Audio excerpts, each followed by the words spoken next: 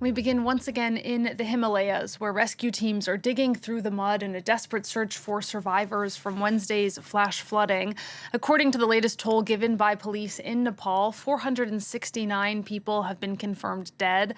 Hundreds are still missing in both Nepal and neighboring Tibet, including many foreign tourists.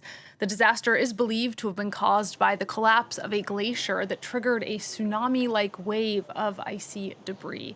Well, for the latest, let's cross to our regional correspondent, Navodita Kumari, who's following the situation for us from New Delhi.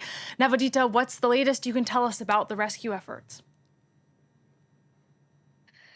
The most pressing fear right now is that by every passing hour, the death toll could rise as the rescuers, 15,000 of them, including Nepali army, police, medical teams, and volunteers, are scouring through the affected areas.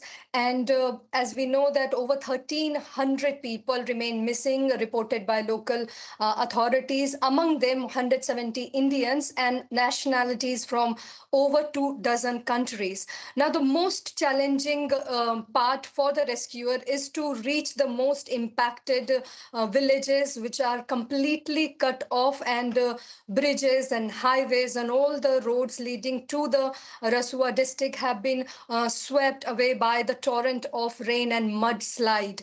Now, they are using helicopters. Nepali authorities have deployed at least 14 helicopters, and also using rubber boats and cranes to dig up mud and make the way for heavy machinery to reach.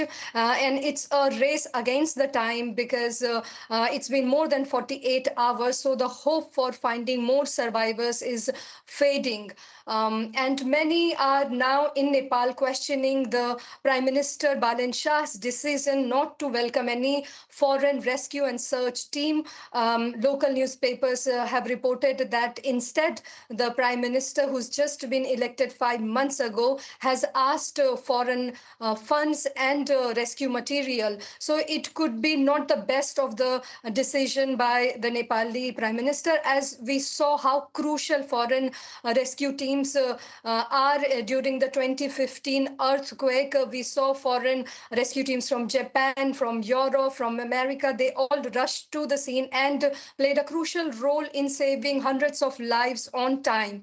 And this time, they have very limited helicopters, and those remote villages, which are completely cut off now through road, the only way they will reach is through helicopters. So we have to see it can make everything very complicated and very challenging as well. But among all this, there is also hopeful news. Over 900 people have been rescued by the Nepali army and put to safety. So coming hours are still very, very challenging for the country. And meanwhile, Navodita, there are fears of more floods, notably from a newly formed lake. Tell us more about that.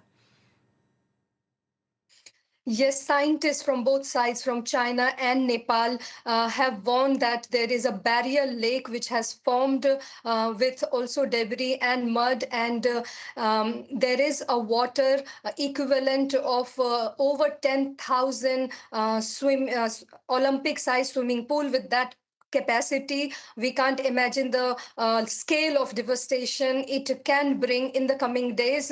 The Chinese side have stopped the rescue effort for the moment because they fear that this lake could breach, and this can even lead to more people being impacted, thousands of people being impacted, and also very risky for the rescue teams on both sides of Nepal and Tibet border. So the coming 3 days, they have scientists are warning, are very, very crucial as rainfall continues to, impact these areas, impacting the rescue work. And on top of it, if this barrier lake breaches, then it's going to be extremely, extremely devastating for the country.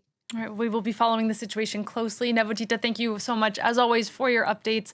That's our correspondent, Navodita Kumari, our regional correspondent, reporting there from New Delhi.